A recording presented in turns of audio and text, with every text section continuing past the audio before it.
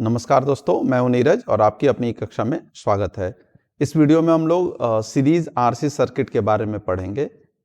तो देखिए यहाँ पर एक डायग्राम हम लोगों ने पिक कर लिया है जिसमें आर और सी यानी कि रेजिस्टेंस और कैपेसिटर ये दोनों जो हैं आपस में सीरीज में कनेक्टेड हैं और एक वोल्टेज वी अप्लाई किया गया है जो कि एसी सप्लाई है, सिंगल फेज। जब आप ऐसा करेंगे तो पाथ क्लोज्ड होने के कारण यहाँ पे करंट फ्लो करेगी, उसको आई से रिप्रेजेंट किया गया है।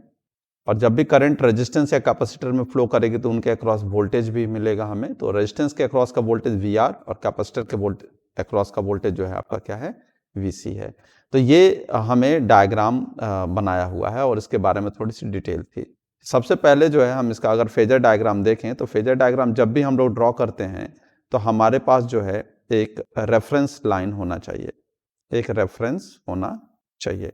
तो यहाँ पर मैं रेफरेंस जो है करंट को ही ले रहा हूँ। क्यों? क्योंकि सीरीज सर्किट में ये करंट जो है ये सभी के लिए कॉमन है। कॉमन का मतलब है आर के लिए भी कांस्टेंट है, सी के लिए भी और वी के लिए भी।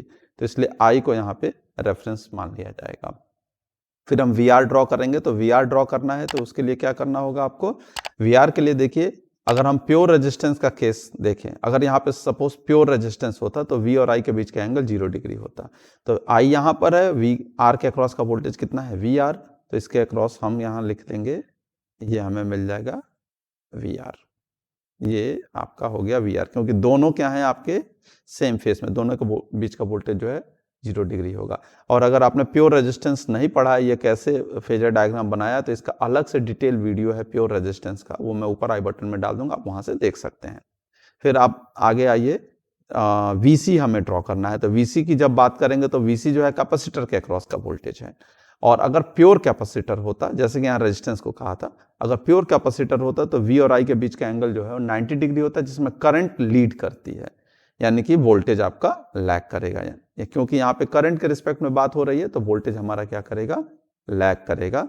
तो हम यहाँ पे वीसी जो है लैगिंग में ड्रॉ कर लेंगे। ये हमारा हो गया वीसी, और इन दोनों के बीच का जो एंगल है वो कितना है, 90 डिग्री। ये लैग करता हुआ कैसे आया है, इसके लिए भी प्योर कैपेसिटर का केस डिस्कस किया गया, उस पर एक वीडियो अलग से डिटेल बनी हुई है। अगर आपने वो नहीं देखा है तो आप पहले उसे जाकर देख लें, मैं ऊपर आई बटन में डाल दूंगा।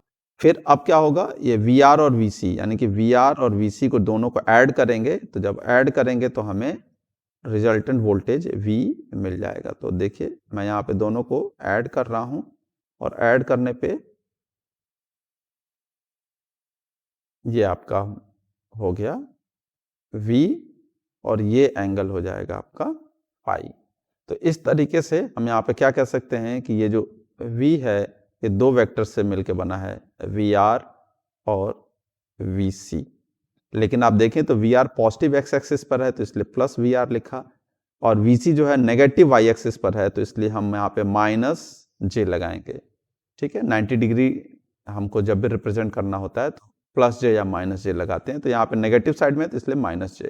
तो अगर हम इसका रिजल्टेंट वेक्टर निकालें, यानी कि मैग्नीट्यूड निकालें, तो हम लोगों ने पैरेललोग्राम मेथड पढ़ा हुआ है, उसका फॉर्मूला होता है a square plus B square plus 2ab cos theta. अगर आपने पैरेललोग्राम मेथड नहीं पढ़ा है तो मैं ऊपर लिंक डाल दूंगा, आप वहाँ से देख सकते हैं। तो यहाँ पे हमें रिजल्ट क्या मिल जाएगा, वी आर का स्क्वायर प्लस वी सी का square plus 2VR VC cos 90 degree. 90 degree ये कहाँ से आ रहा है, VR और VC के बीच का एंगल है 90 डिग्री, इसलिए यहाँ पे 90 डिग्री। तो हमें क्या मिल जाएगा, cos 90 0 हो जाएगा, तो हमें मिल जाएगा VR का स्क्वायर प्लस VC का स्क्वायर अंडर रूट में, यानी कि हमें मैग्नीट्यूड मिल गया VR प्लस VC। ऐसे ही हम बिल्कुल कैलकुलेट कर सकते हैं इम्पीडेंस के टर्म्स में। तो इम्पीडेंस का मतलब हुआ कि अगर हमें VR लिखना है तो देखिए यहाँ पे V is equal to V R है, तो वी आर का मतलब हो गया वोल्टेज अक्रॉस रेजिस्टेंस, और रेजिस्टेंस का मतलब हुआ यहाँ पे वी आर का आई इंटू आर। तो हम यहाँ पे लिख ले रहे हैं I into R minus j times V C. तो वी सी का मतलब हुआ वोल्टेज अक्रॉस कैपेसिटर, और कैपेसिटर के अक्रॉस का वोल्टेज होता है आई इंटू एक्स सी। और यहाँ पर टोटल वोल्टेज है तो total current into total impedance. तो आई से आई कैंसिल आउट हो जाएगा और हमें मिल जाएगा Z is equal to R minus j X C. तो आप यहाँ पे देख रहे हैं कि XC के साथ ऑटोमेटिकली क्या आया है, माइनस जे आया है। इसलिए आपको हमेशा ध्यान रखना है कि जब भी कहीं भी कैपेसिटर होगा तो आप वहाँ पर हमेशा -j का इस्तेमाल करेंगे और XC लिखेंगे। न्यूमेरिकल में आपको C दिया होगा लेकिन आप उसको XC में चेंज करेंगे, ये चीज़ आपको ध्यान रखनी है। और XC की वैल्यू होती है 1/ωc यानी कि 1/2 पाई f इंटू C। तो इस तरीके से वैल्यू आपको मिल जाती है। अब जैसे हम लोगों ने यहाँ फेजर डायग्राम को देख के ये इक्वेशन लिखी थी, वैसे ही हम ये Z को देख के इसका फेजर डायग्राम ड्रॉ कर सकते हैं। तो आप देखिए मैं यहाँ पे ड्रॉ कर रहा हूँ, तो क्या होगा, R आपका पॉजिटिव डायरेक्शन में है तो वो हमने बना लिया। फिर उसके बाद XC जो है वो -j टाइम्स है, मतलब नीचे की तरफ है, तो हमने यहाँ पे XC बना लिया। ये हमारा R है, ये XC, और अब इन दोनों को हम अगर ऐड करेंगे तो हमें क्या मिल जाएगा, Z मिल जाएगा। तो हमने यहाँ पे Z निकाल लिया और ये एंगल क्या होगा आपका, फाई होगा। तो हम इस इक्वेशन को अगर हम यहाँ देखें ध्यान से तो R की वैल्यू क्या हो जाएगी, Z cos फाई, और XC की वैल्यू हो जाएगी Z sin फाई। तो यानी कि अगर हमारा Z और फाई दिया है तो हम R और XC की वैल्यू भी बड़े आराम से कैलकुलेट कर सकते हैं। अब इसके बाद बात आती है पावर फैक्टर की। पावर फैक्टर यानी कि PF इज इक्वल टू होता है cos फाई, और cos फाई यहाँ से अगर आप देखें तो R/Z ये मिल जाएगा। फिर इसके बाद नेक्स्ट पॉइंट होगा इसमें कि पावर कितनी होगी। तो पावर के लिए आप देखिए मैं लिख रहा हूँ, तो देखिए हमने यहाँ पावर निकालने के लिए हमको V और I दोनों चाहिए। तो V हमने एज्यूम कर लिया, साइनोसॉइडल वेव है तो Vm sin ωt, और I जो है Im sin ωt plus phi. Plus phi क्यों माना है, उसका रीजन ये है क्योंकि ये RC सर्किट है और हम यहाँ पे देख रहे हैं, अगर आप यहाँ फेजर डायग्राम सिर्फ इतना V और I का देखें तो V और I में I जो है वो लीड कर रहा है कितने एंगल से, फाई एंगल से। तो इसलिए जो हमने यहाँ पर नीचे एक्सप्रेशन लिखा है उस एक्सप्रेशन में क्या लिखा है, ωt प्लस फाई लिखा है। तो इस तरीके से हमको ये आपको क्या मिल गया, V और I का एक्सप्रेशन मिल गया, और P that is the instantaneous power is equal to क्या होगा, V into I, that is Vm Im sine ωt into sine of ωt plus phi. तो ये आपका इंस्टेंटेनियस पावर का एक्सप्रेशन है, लेकिन नॉर्मली हमें एवरेज पावर की रिक्वायरमेंट होती है।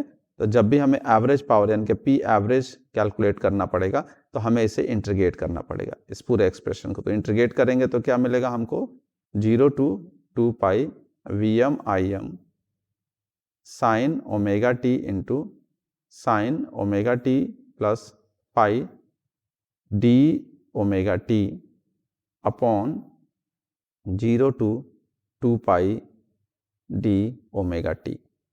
और इसको जब आप सॉल्व करेंगे तो आपको वैल्यू ये जो है मैं यहाँ पे डायरेक्ट लिखने वाला हूँ क्योंकि इसका एग्जैक्ट सॉल्यूशन जो है हम लोगों ने RL सर्किट में ऑलरेडी किया हुआ है। अगर आपने RL सर्किट का नहीं देखा है तो मैं ऊपर लिंक डाल दूंगा, आप वहाँ पे RL सर्किट का वीडियो देख लीजिए जिसमें इसका पूरा डेरिवेशन जो है प्रॉपरली किया गया। फ़र्क बस इतना था कि यहाँ पे -5 वहाँ पे लिखा गया क्योंकि वहाँ पे करंट लैग करती है।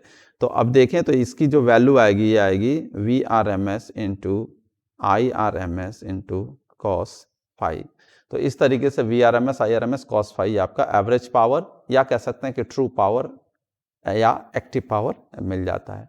तो इस तरीके से जो है हम सारे फॉर्मूले इसके RC सर्किट के डिस्कस कर लिया है। आशा करते हैं कि आपको वीडियो पसंद आई होगी, आपको कुछ सीखने को मिलेगा।